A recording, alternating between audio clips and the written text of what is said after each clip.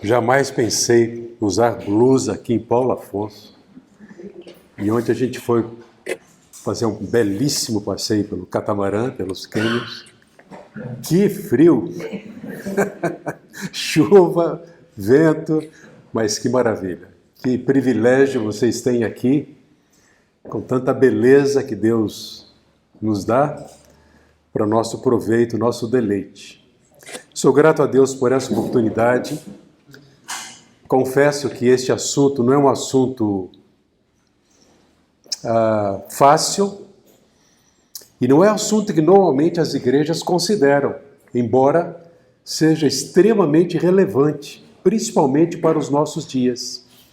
Os dias são maus, não nos surpreendemos com isso, porque o próprio apóstolo Paulo já anunciava que esses dias seriam os maus e os homens deixariam o Senhor, abandonariam a beleza da sua criação em adoração a Ele e buscariam satisfazer de forma idólatra, contrária a Deus, os seus desejos, os seus interesses.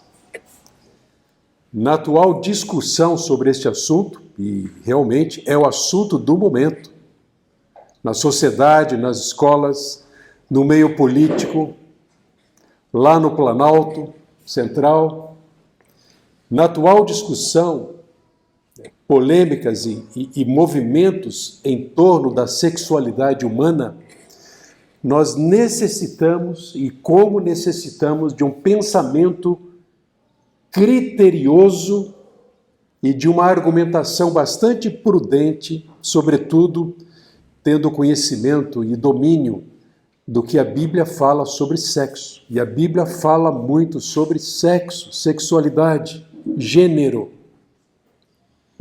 Então, eu queria trazer essa mensagem, esse estudo, não somente para que nós, que já somos adultos, criados, cabelos brancos, possamos rever e considerar essas verdades bíblicas sobre a sexualidade, mas especialmente para vocês que são pais, têm seus filhos pequenos, adolescentes, daqui a pouco jovens, saibam como instruí-los, porque o bicho está pegando lá na escola, as pressões são muitas, as estratégias, e existem muitas estratégias para fazer a cabeça do seu menino, da sua menina, tentando levá-los a um pensamento não bíblico sobre a sexualidade. Então, o que nós temos hoje nos nossos dias, e eu creio que isso não seja diferente entre Paulo Afonso e Campinas. Mas vejam, há uma cultura que é uma cultura que tenta redefinir casamento, família e gênero. Quem diria? Nossos pais nem imaginavam que no ano de 2022 nós já teríamos essa crise, esses desvios. Hoje é um novo padrão de família, sexualidade, gênero, macho e fêmea. Não são as únicas, há mais de 52 gêneros estabelecidos. Imaginem, pelo menos 52. Outra questão dos nossos dias que nos preocupam é em nome dos direitos humanos ou em defesa deles, a realização pessoal é mais importante do que tudo. A busca pela autoestima está acima de qualquer outra coisa, por isso que não há verdades. O importante é que desde cedo a criança faça suas escolhas, defina o que ela vai ser, inclusive em relação à sua sexualidade. Então vejam, confrontação da redefinição do casamento e família. Mas vejam, toda a história bíblica, de Gênesis a Apocalipse, a visão que nós temos é que a visão judaica cristã, cujas raízes se encontram nessa fonte, nas escrituras sagradas, ela foi substituída em grande medida por vários valores que prezam pelos direitos humanos, pela realização pessoal, ideologias, autoestima e etc. Além disso, há uma crise cultural. E a crise cultural atual, ela é sintomática de uma crise espiritual profunda. Porque toda essa crise, todos esses desvios, na verdade, têm como origem o afastamento do homem de Deus, o distanciamento do homem do Criador. O homem que passa a adorar a criatura em lugar do Criador. Então a crise atual é sintomática da crise espiritual profunda que continua a corroer os fundamentos que Deus mesmo estabeleceu: família, gênero, casamento, homem, mulher. Então, os pais cristãos precisam estar muito atentos. É em casa, é na igreja que os filhos precisam ser moldados, suas mentes, seus corações, para que resistam a toda essa pressão lá fora. Os pais cristãos precisam estar muito atentos quanto às estratégias que existem para causar uma revolução, mudança de comportamento, mudança de cultura, especialmente sobre sexualidade humana. Deixa eu orar mais uma vez com vocês. Ó Deus, que ao olharmos para a Tua Palavra e todos esses princípios, possamos ser gratos a Ti, pela maneira maravilhosa como o Senhor nos criou, homem, mulher, para a glória do Senhor. Homem e mulher, família, para a glória do Senhor.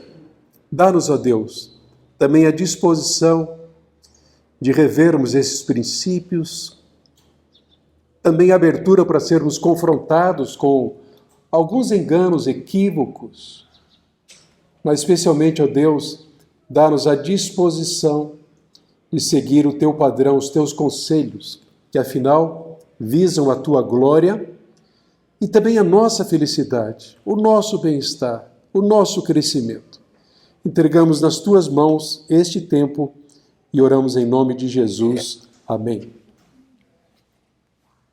Albert Mohler, um dos líderes de destaque nos Estados Unidos, especialmente no meio batista, ele diz que a crise da sexualidade tem demonstrado o fracasso do método teológico adotado por muitos líderes cristãos. Deixa eu esclarecer um pouco isso aqui. Qual é esse método teológico que muitos líderes cristãos adotam?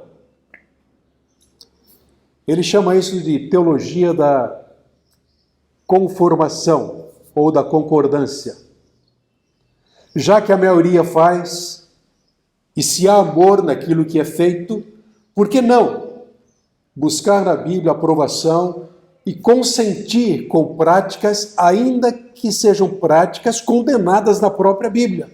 Então, por exemplo, nós sabemos que há igrejas cristãs que aceitam o ajuntamento entre pessoas do mesmo sexo, a união homoafetiva.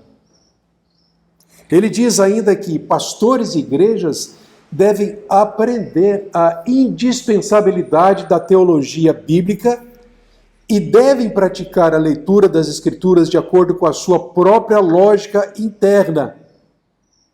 A Bíblia explica a própria Bíblia. A Bíblia precisa ser bem interpretada. Então ele refere-se à lógica de uma história que se move da criação para a nova criação. E a tarefa hermenêutica diante de nós é imensa, mas é também indispensável para um fiel engajamento evangélico com a cultura. O que acontece quando você lida com uma questão teológica para a qual nenhuma palavra correspondente aparece numa concordância bíblica? Por exemplo, não aparece lésbica, não aparece na Bíblia. Trans não aparece.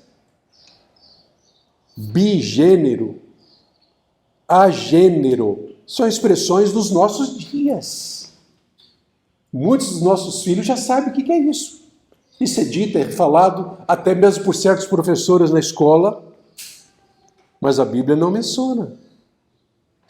O problema não é uma falha das Escrituras ao não mencionar isso, mas uma falha da nossa abordagem da Escritura, ou seja, a abordagem concordância da teologia produz uma Bíblia rasa, sem contexto, sem aliança ou pacto e sem uma narrativa principal. Então, toda a questão da sexualidade, sexo, nós precisamos trazer para essa esfera, para esse contexto de uma narrativa bíblica única, do começo ao fim, da criação à nova criação ou à redenção. Então, o que acontece hoje? E a cada dia nós ouvimos falar, filho do casal da igreja foi abordado com isso. Como responder? Filha de uma família da igreja está gostando muito de meninas, mas no sentido negativo. Porque antes meninas brincavam com meninas e não eram rotuladas. Meninos brincavam com meninos e não eram rotulados. Mas hoje há uma pressão de colegas, professores e muito mais, tentando incutir na cabeça da criança que se ela está na dúvida, é porque ela já é trans. Se é menino ou menina. Vejamos. O apóstolo Paulo, lá em Romanos capítulo 1, versículo 26, ele disse, por causa disso, por causa do quê? Eles abandonaram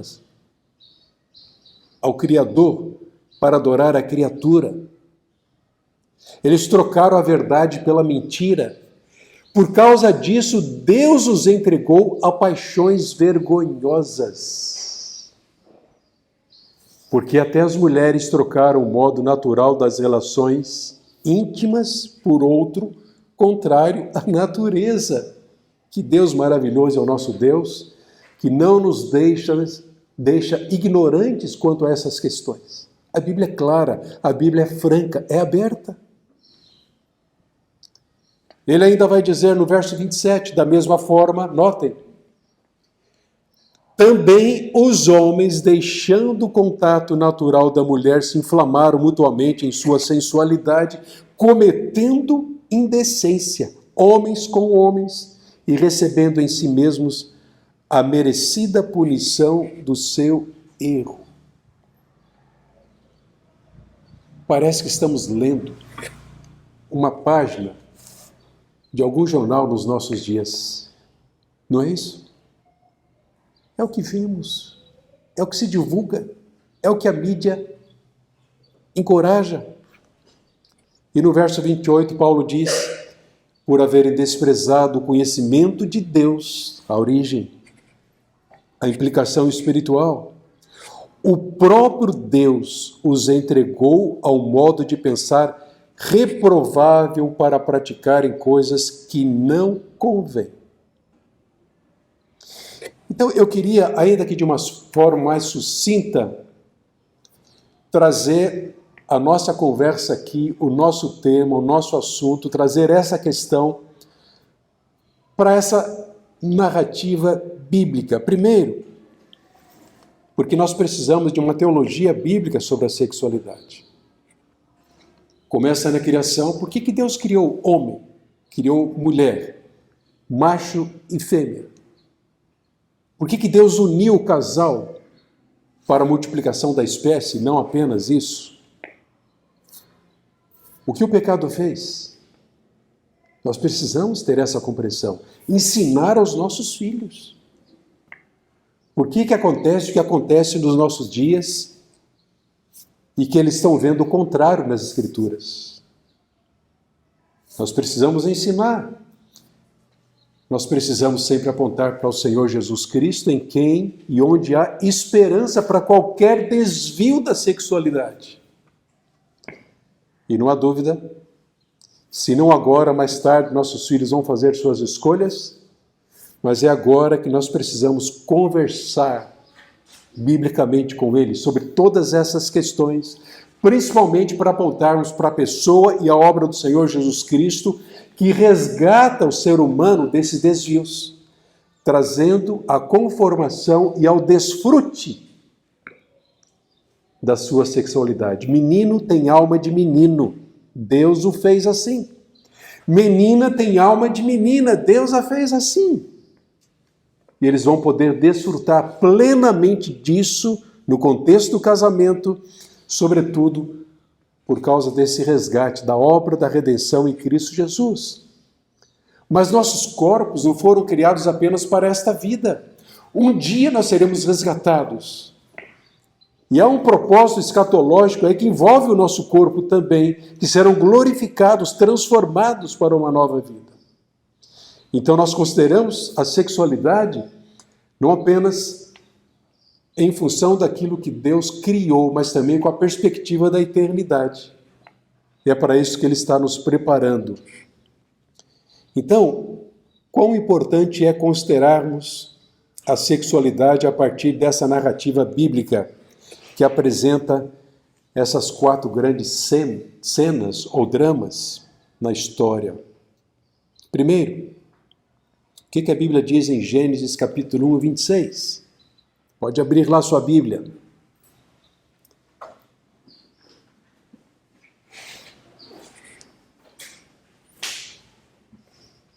O sexo não pode ser separado da adoração. Você, eu, cada um de nós foi criado para adorar a Deus, conforme a sua sexualidade. Porque o propósito para o qual Deus criou homem, mulher e o sexo, masculino e feminino, é, antes de mais nada e acima de tudo, a sua própria glória. Então, a nossa vida é moldada pela adoração. E isso inclui sexualidade. O mundo não sabe disso, e porque não sabe disso, considera, por exemplo, o sexo algo sujo. Não se relaciona bem com isso, perverte a questão da sexualidade. Mas sexo é algo belo, criado por Deus para a sua glória e com um propósito. A questão é, a quem nós adoramos ou o que é que nos governa? Em toda a Bíblia, nós vamos encontrar o propósito de Deus em criar todas as coisas para a sua glória. E essa teologia bíblica do sexo é muito clara. Vejam, então, Gênesis 1, 26. Alguém pode ler? Então Deus disse: façamos o ser humano à nossa imagem. Ele será semelhante a nós, dominará sobre os peixes do mar, sobre as aves do céu, sobre os animais domésticos, sobre todos os animais selvagens da terra e sobre os animais que rastejam pelo chão. Muito bem. Criou Deus o homem à sua imagem, a imagem de Deus os criou, homem e mulher os criou. Fomos criados por Deus como somos. A genética, em hipótese alguma, comprova, confirma, esclarece a ideia de que alguém que nasce com corpo de homem nasceu para ser mulher, ou o contrário. Deus criou, façamos o homem à nossa imagem e semelhança, conforme a nossa semelhança.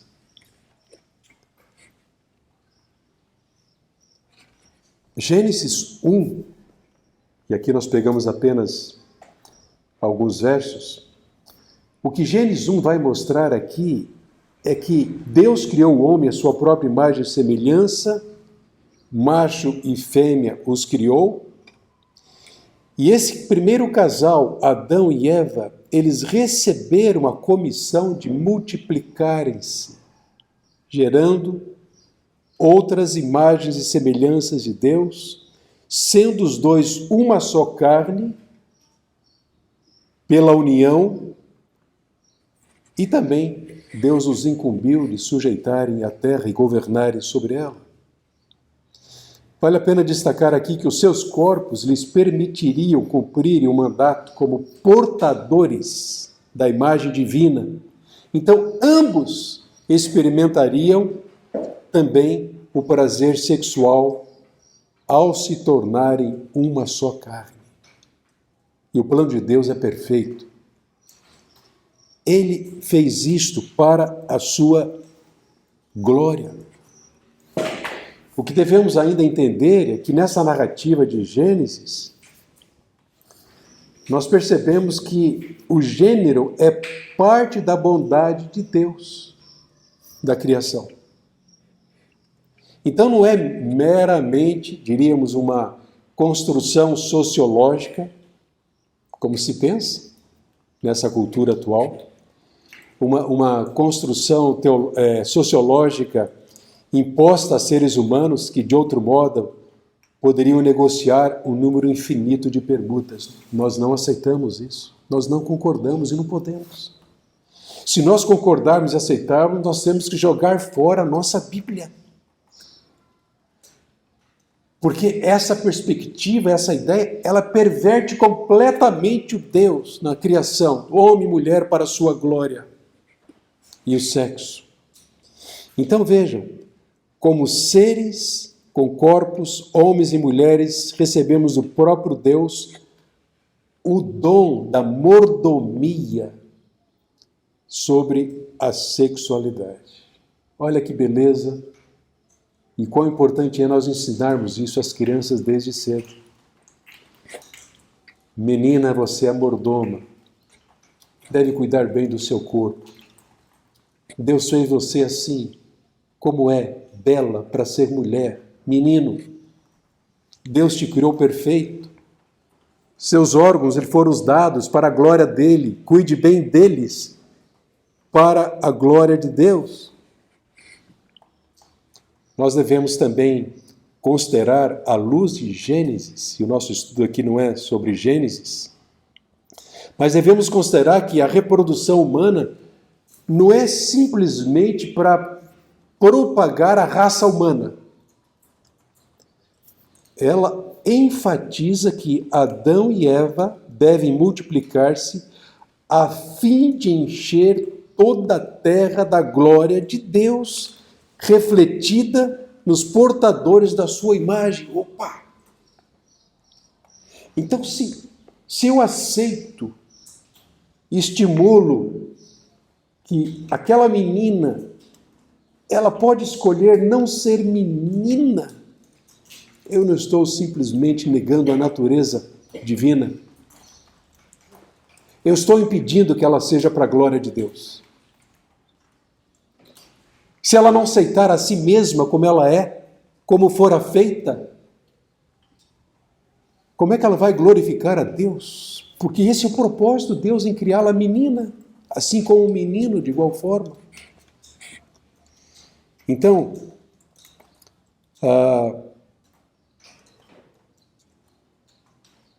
essa narrativa, né, enfatiza que Adão e Eva devem multiplicar-se a fim de encher a terra da glória de Deus, refletida nos portadores da sua imagem. E aqui nós só temos que celebrar. Porque o nosso Deus, um Deus perfeito, Ele criou de forma perfeita e com propósito, homem e mulher, meninos e meninas, com a perspectiva da sua glória. E nada pode satisfazer mais um menino, uma menina que se torna adolescente, depois adulto, do que ser aquilo conforme o propósito para o qual fora criado e satisfazer-se em glorificar a Deus com seu próprio corpo, seja menino ou seja menina. Mas o segundo grande drama é que o pecado veio. Então a queda corrompeu a boa dádiva divina do corpo. A entrada do pecado trouxe também a mortalidade do corpo, porque o salário do pecado é a morte. Não vivemos para sempre. A queda também subverteu os planos perfeitos de Deus para a complementaridade sexual. Agora, o homem sem Deus, quanto mais distante, ele aceita que um homem pode relacionar-se com outro homem como se fosse o seu cônjuge. Mas o que está sendo pervertido aqui, ou subvertido, é o perfeito propósito de Deus para a complementaridade. Esse propósito, é claro, foi definido. Fruto de um homem e de uma mulher, que deixam pai e mãe e se unem. A espécie humana seria reproduzida, sobretudo para a glória de Deus. Então a queda subverteu. O desejo de Eva é dominar o seu marido. Gênesis 3,16 é a consequência do pecado. A liderança de Adão seria cruel. Gênesis capítulo 7, 3, versículo 17 e 19. Ela iria experimentar dor ao dar à luz filhos. Versículo 16 do capítulo 3. Então vejam, esse atual movimento que o Albert Mohler chama de perversidade polimorfa, esse atual movimento da diversidade de gênero é um reflexo claro dessa subversão dos planos de Deus. Deus abomina diversidade de gênero. Meus irmãos, as narrativas que seguem Gênesis demonstram o desenvolvimento de práticas sexuais a partir da queda do pecado, reprováveis, desde a poligamia até o estupro e tantas outras práticas pecaminosas e perversas, as quais a Bíblia aborda com muita clareza. Esses relatos em Gênesis, notem, são seguidos pela entrega da lei. A lei é planejada para refrear o comportamento sexual imoral e a perversidade da sexualidade. E tudo isso porque o homem havia deixado de glorificar a Deus. Então, Gênesis 3,16, a mulher, ele declarou: multiplicarei grandemente o seu sofrimento na gravidez, com sofrimento você dará à luz filhos. Seu desejo será para o seu marido, e ele a dominará. E ao homem declarou: visto que você deu ouvidos à sua mulher, e comeu do fruto da árvore da qual eu lhe ordenara que não comesse, maldita é a terra por sua causa. Com sofrimento você se alimentará dela todos os dias da sua vida. O que nós precisamos considerar aqui é que a Bíblia relaciona o pecado sexual à idolatria. Por exemplo, quando o desejo sexual, que é legítimo, se entrega à paixão, que é um desejo descontrolado, que por sua vez busca a satisfação de qualquer maneira, o que acontece? O meu desejo me levou a me satisfazer num ídolo, que é o objeto do meu desejo. Então veja, mesmo um desejo legítimo dado por Deus, agora é pervertido porque esse meu desejo se tornou mais forte do que o desejo de agradar a Deus. Então, aqueles que dizem, não, você pode ser menino ou menina, sendo menino e menina, na verdade, eles ignoram completamente isso aqui. Isso é idolatria. Há muito de idolatria nessa questão da diversidade de gênero. Porque, afinal, o que está motivando é um desejo sem limites, um desejo que não se importa com Deus, um desejo que ignora a criação, que não reconhece o propósito da sexualidade. Então, que acontece? A adoração por meio de orgias, nós vemos nas culturas antigas isso. Em Éfeso, Corinto, isso era muito comum. Prostituição cultual e outras abominações que distorcem a boa dádiva divina do corpo, né? E nós vemos isso como adoração idólatra. As mesmas associações, vejam, nesse texto que você leu aí, em Romanos capítulo 1, Paulo faz as mesmas associações. Ele não disse lá? Havendo mudado a glória de Deus incorruptível em semelhança da imagem de homem corruptível, bem como de aves e quadrúpedes e répteis. Romanos 1, 23. Depois, e havendo mudado a verdade de Deus em mentira, adorando e servindo a criatura em lugar do Criador. Verso 25. Homem e mulher mudaram suas relações naturais um com o outro. Vimos isso nos versos 26 e 27. Mas graças a Deus, se o pecado perverte, subverte, desvia o homem do propósito para a sua sexualidade, propósito de Deus e a sua glória, Jesus Cristo veio exatamente para que nós possamos conservar puros os nossos corpos, livres da porneia, livres da prostituição, e usarmos nossos corpos, nossos desejos para o propósito para os quais fomos criados. E um dos mais importantes aspectos da nossa redenção é que ela vem por meio de um Salvador com corpo. O que diz João capítulo 1, versículo 14? O Verbo se fez carne e habitou entre nós.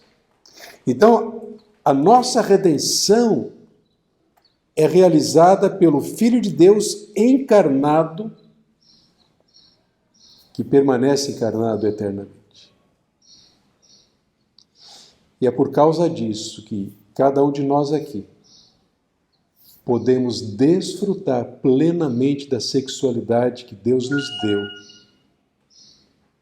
De outra forma, nós não poderíamos, sem a obra redentora, purificadora, regeneradora do Senhor Jesus Cristo em nós, desde o dia em que nós cremos.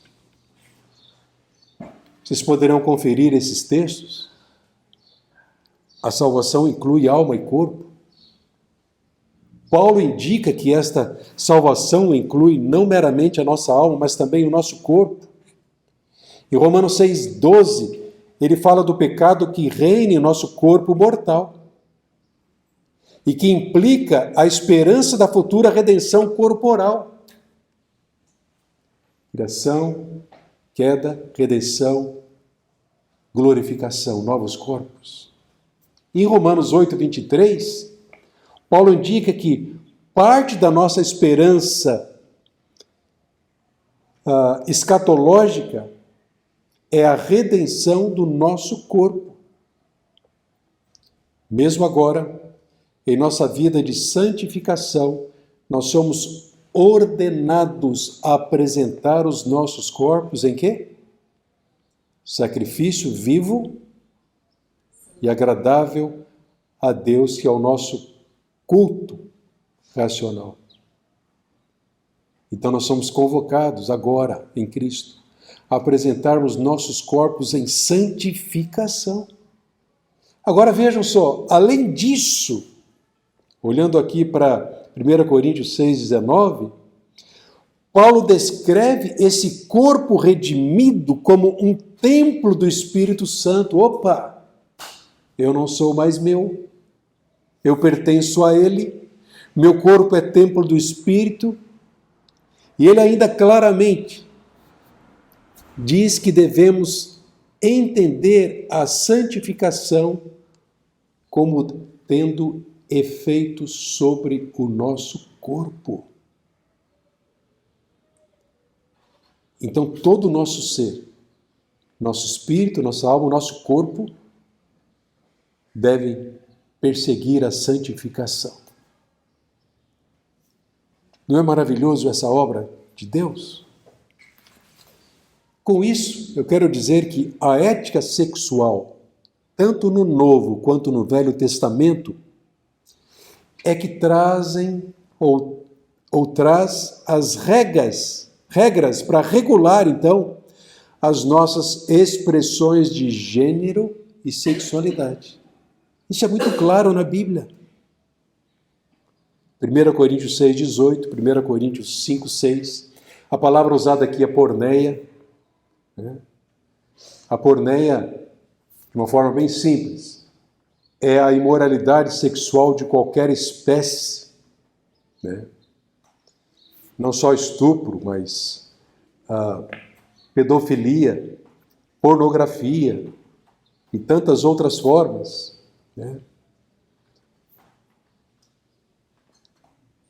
E a porneia é condenada por Jesus, pelos apóstolos, em vários textos das Escrituras, e aqui, semelhantemente, Paulo indica à igreja de Corinto que os pecados sexuais que são cometidos no corpo são os que trazem má reputação à igreja e ao evangelho do Senhor Jesus Cristo. Porque, olha só, porque proclamam ao mundo o quê? O mundo que está olhando para nós, o mundo que observa a igreja, os crentes, proclama que o evangelho não possui qualquer eficácia. Só que o evangelho é o poder de Deus para a salvação e é o poder de Deus para a santificação. Nós nos livramos das paixões mundanas pelo poder do evangelho e da graça de Deus. A mesma graça que nos salva é a graça que nos santifica, purifica. E por fim, o grande drama é a glorificação. Chegamos então ao quarto e último ato do drama da redenção, a nova criação. Lá em 1 Coríntios capítulo 15, 42, Paulo diz assim: assim será com a ressurreição dos mortos. O corpo que é semeado é perecível e ressuscita imperecível. É semeado em desonra e ressuscita em glória. É semeado em fraqueza e ressuscita em poder. Semeado um corpo natural e ressuscita um corpo espiritual. Se há corpo natural, há também corpo espiritual. Então ele está dizendo aqui que na nova criação nós conheceremos a Deus não apenas como Criador, mas também como nosso Redentor. E essa redenção inclui os nossos corpos, porque nós vamos reinar com Cristo corporalmente, assim como Ele também está reinando corporalmente como Senhor do universo.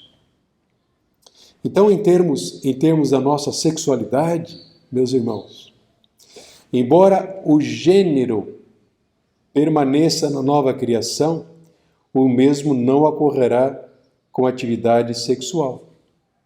A ceia escatológica de casamento, chamado de as bodas do Cordeiro, para a qual o casamento, a sexualidade aponta, lembrando que Paulo faz essa analogia, entre casamento e igreja, aos Efésios, na carta aos Efésios.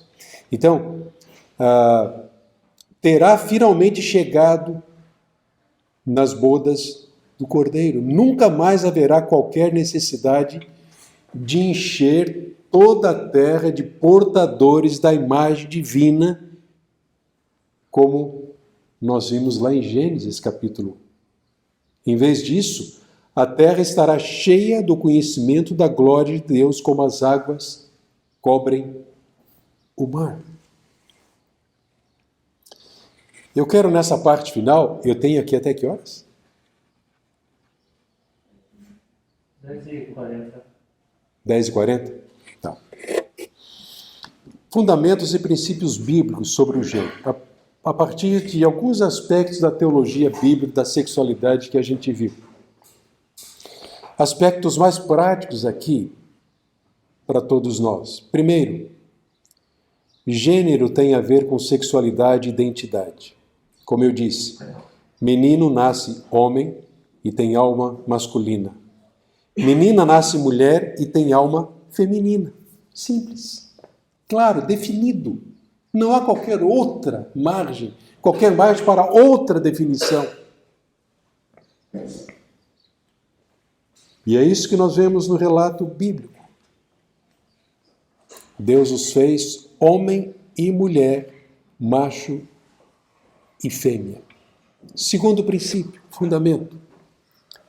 Gênesis 1 e 2, uma boa tarefa de casa para vocês, né? Ler Gênesis 1 e 2. Porque esses capítulos estabelecem o desígnio de Deus para o casamento. E esse desígnio exige que seja um homem e uma mulher. Para Deus não existe essa ideia de casamento entre pessoas do mesmo gênero. É fora do seu propósito, desvirtua completamente esse propósito e não satisfaz ao propósito de Deus na criação.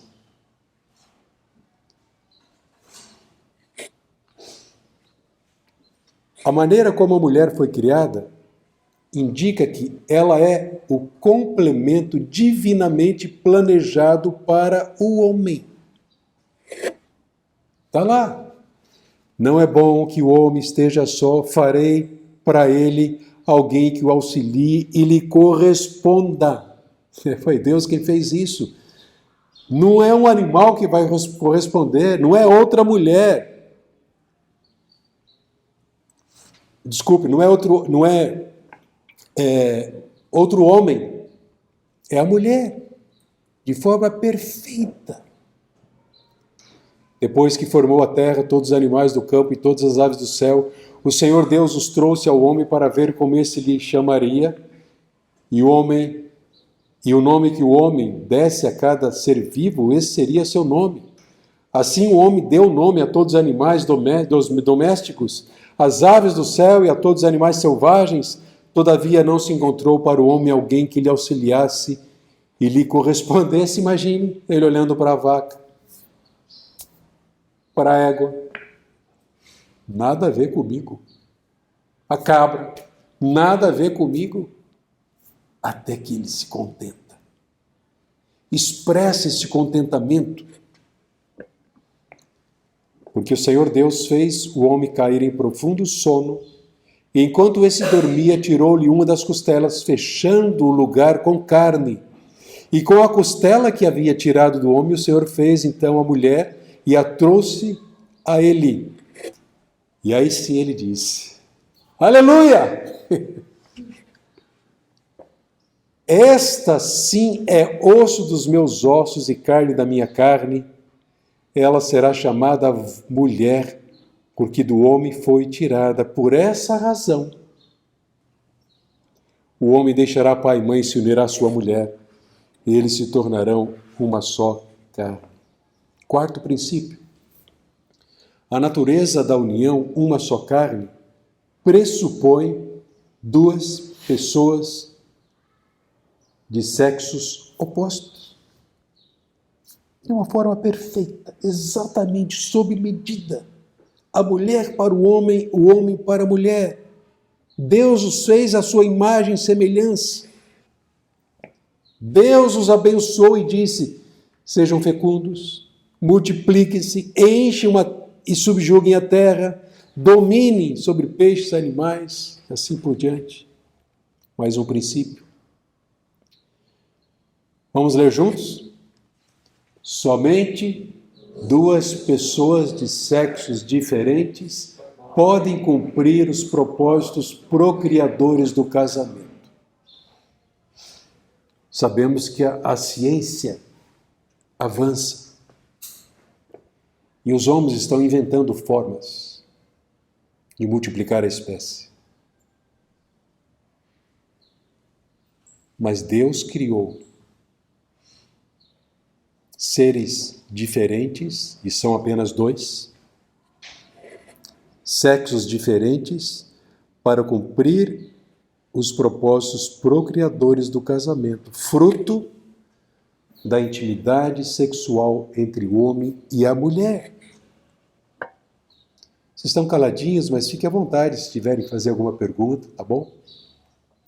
Sexto, olha só, Deus criou macho e fêmea.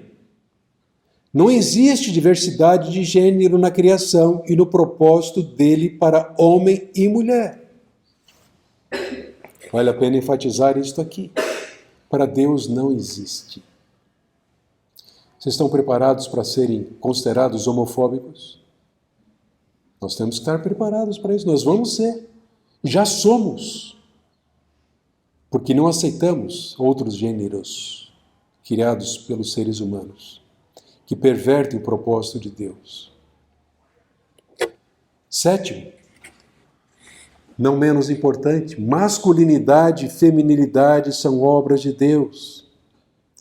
Então, pais, vocês devem rejeitar as propostas e práticas de uma cultura feminista e efeminada que aceita e prestigia tanto a macheza, que é a falsificação da masculinidade, quanto a efeminização do homem. Vocês sabiam que na China há um programa para desenvolver a virilidade dos meninos, para que sejam macho, homens. Isso tem se perdido nessa cultura atual. Mas é isso que eles estão tentando fazer. Estratégia psicológica, estratégia econômica, estratégia política, estratégia teológica. A Bíblia é a última barreira de resistência. Por isso que eles se incomodam tanto com a Bíblia. Mas são essas estratégias que estão tentando fazer a cabeça de meninos e meninas para que o menino não seja um homem e para que a menina não seja feminina. Mais um. Ao criar homem e mulher, macho e fêmea, Deus estabeleceu o seu perfeito propósito da complementaridade da masculinidade e feminilidade. Mas o pecado tem distorcido essa visão desde a queda.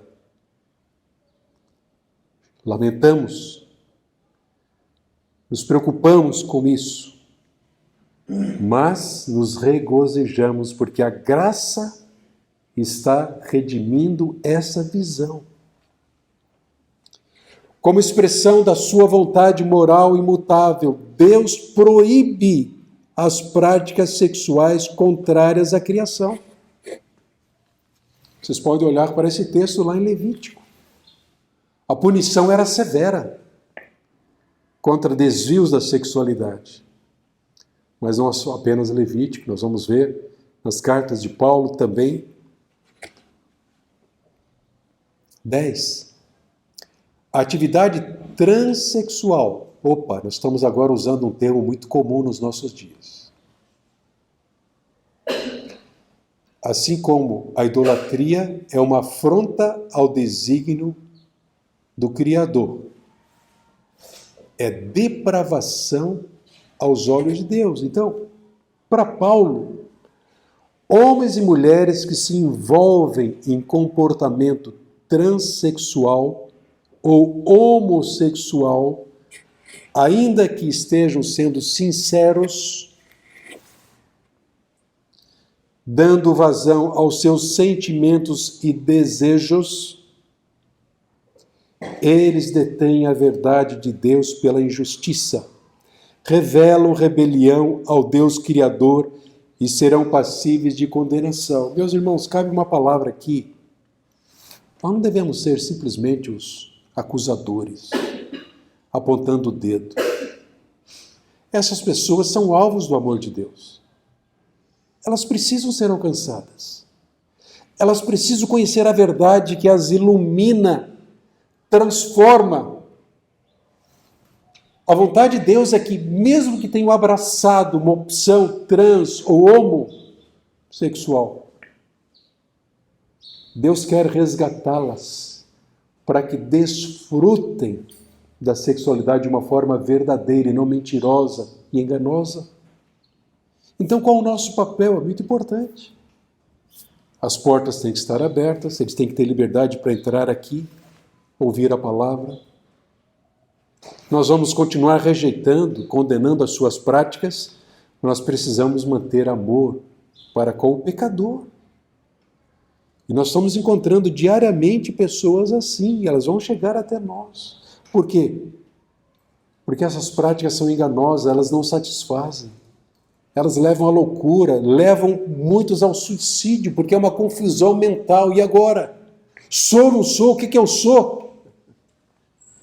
E só a graça de Deus em Cristo Jesus pode resgatá-las e livrá-las dessa condição. A depravação humana, vista nas 3 mudanças, conforme Romanos, a glória de Deus imortal pela idolatria, a verdade sobre Deus em mentira e a troca das relações naturais com pessoas do sexo oposto por pessoas do mesmo sexo. Toda mudança é possível por causa do poder e da graça do Senhor Jesus Cristo.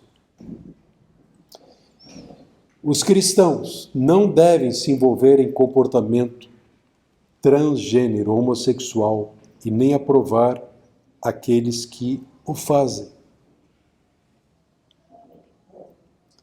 A atividade homossexual não é uma bênção a ser celebrada e admitida, mas sim um pecado que precisa de arrependimento, perdão e abandono. Nós temos lidado com alguns casos lá de filhos, de pais que são da igreja, que estão lidando com esse drama. Meu filho está inclinado, meu filho está se relacionando, meu filho tem jeito. O que queremos fazer? Nós amamos essas pessoas e vamos instruí-las biblicamente para que continue amando seus filhos, mas que conversem dia a dia sobre a teologia bíblica da sexualidade, apontando sempre para o Senhor Jesus Cristo, tentando resgatá-los do engano do erro. Que às vezes eles estão apenas no começo. É pressão da escola, pressão dos amigos, pressão dos pares. Então os pais têm um papel muito importante aí, Deus quer usá-los para esse resgate. Paulo diz na primeira carta aos Coríntios: vocês não sabem que os perversos não herdarão o reino de Deus? Não se deixe enganar. Nem imorais, nem idólatras, nem adúlteros, nem homossexuais passivos ou ativos, nem ladrões, nem avarentos, nem alcoólatras, nem caluniadores, nem trapaceiros herdarão o reino de Deus. Então, ele usa 2 palavras aqui, malakoi e arsenokoitai. E essas palavras se referem a homens que fazem sexo com outros homens, sendo parceiros ativos ou passivos. E é isso que está sendo condenado aqui. Meus irmãos, a cosmovisão cristã tem de direcionar a instituição do casamento todas as considerações sobre sexualidade. Deus estabeleceu isso na criação. Para que ele criou menino, menina, homem, mulher? Isso tem que ser direcionado à instituição do casamento. E o casamento faz parte do propósito de Deus pela multiplicação da espécie, para o governo sobre a terra, para a sua glória, e aponta para esse futuro glorioso. O casamento deve manifestar a glória de Deus, revelar os seus dons às suas criaturas e proteger os seres humanos do desastre inevitável que ocorre quando as paixões sexuais são separadas do seu devido lugar. Então, o sexo é para ser desfrutado na intimidade do relacionamento entre homem e uma mulher, a partir do compromisso, pacto, aliança. Deixa eu terminar apenas passando para vocês rapidamente alguns sinais de alerta que essa pesquisadora nos traz em seu livro. Doutora Littmann, conforme a análise que ela fez de 256 casos de adolescentes, 65% declararam ser trans após um período de imersão prolongada nas redes sociais. Preste atenção, pais. O índice dentro desse grupo de amigas chegou a ser mais de 70 vezes do número previsto. A influência de pares, o que é um par? A influência mútua que ocorre entre um indivíduo e seu par é um grande fator que contribui para o comportamento transgênero. O que é trans? O termo trans é utilizado para se referir a uma pessoa que não se identifica com o gênero ao qual foi designado em seu nascimento. Então, quando nascemos, nossos gêneros são determinados pelo nosso sexo. Sintomas de disforia de gênero com crianças. Prefere se vestir como pessoa do sexo oposto. Aqui se usa a palavra transvestir-se. Insiste que pertence ao sexo oposto.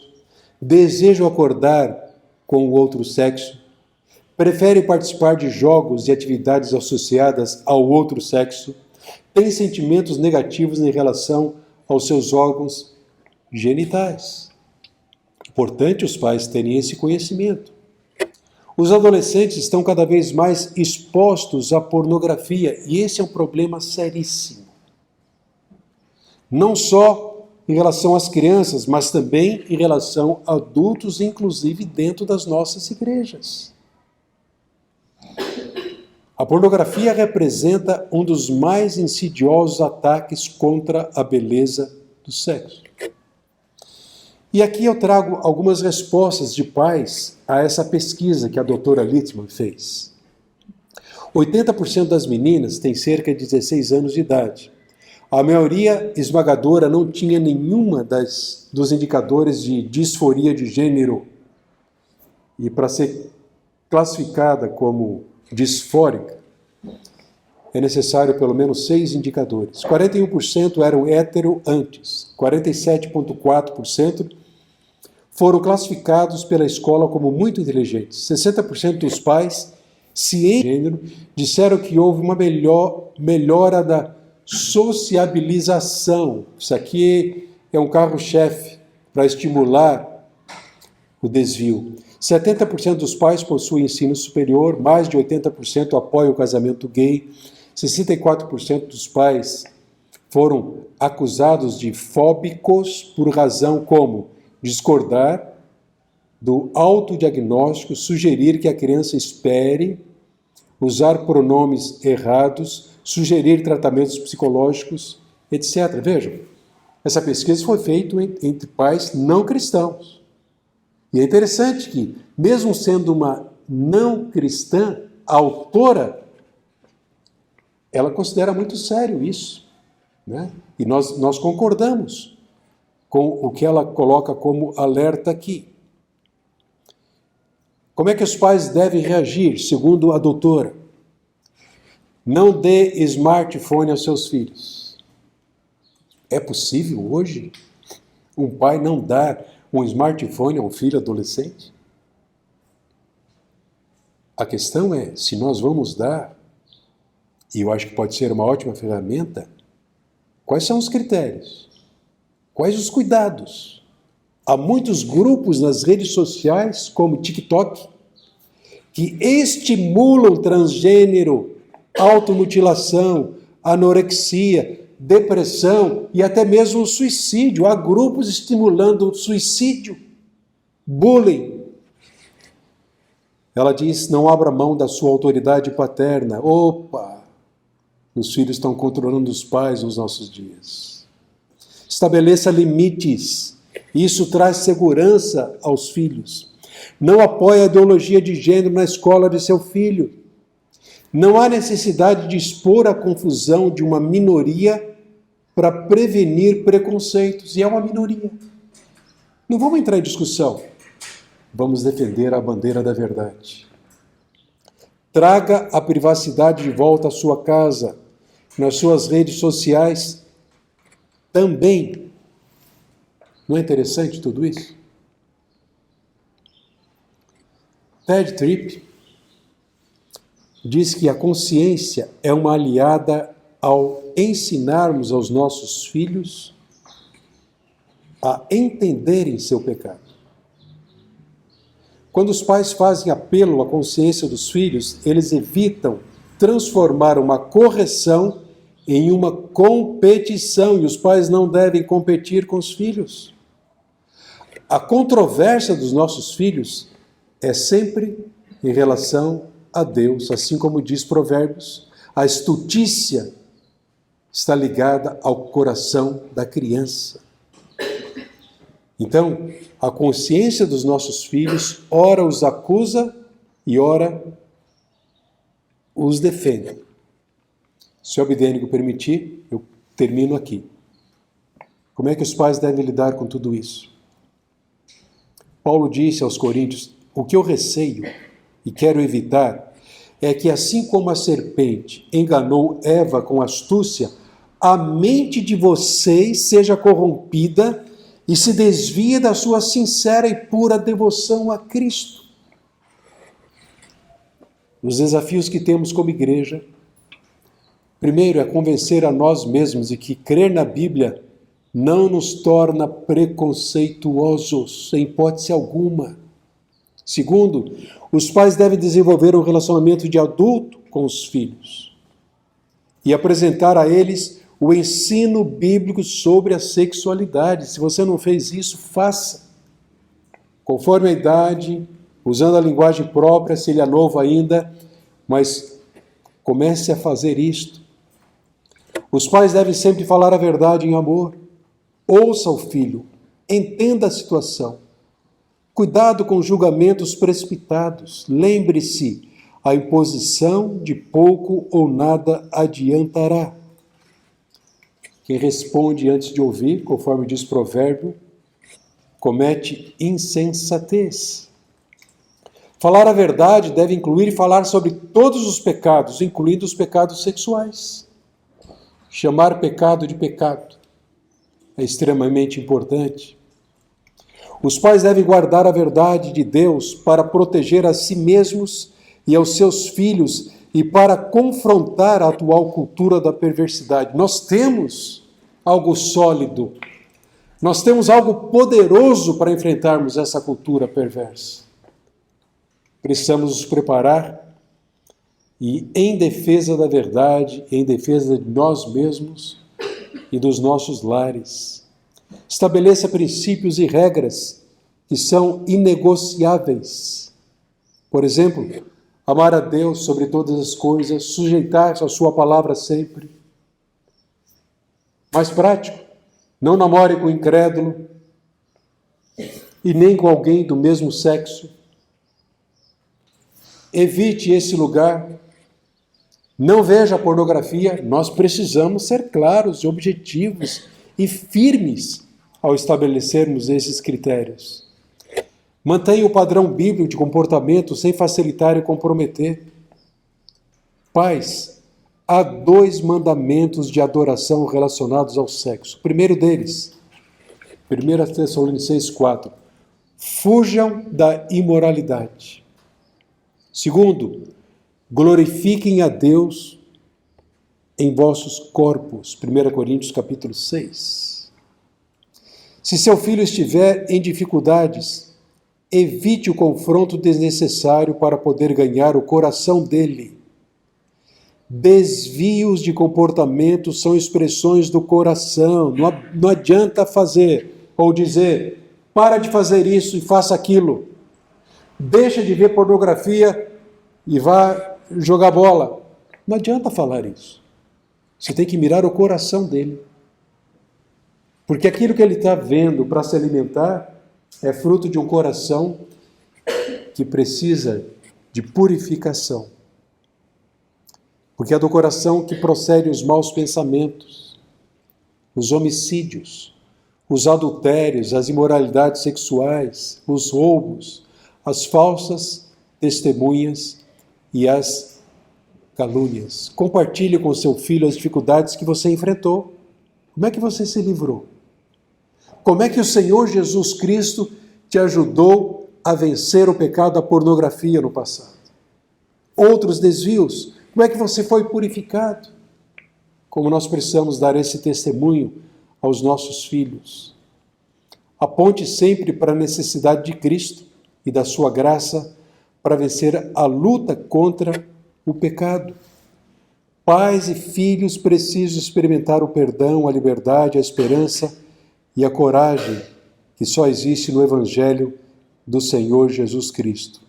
Nós não temos que nos envergonhar de sermos seres sexuais, porque sexo é um dom de Deus.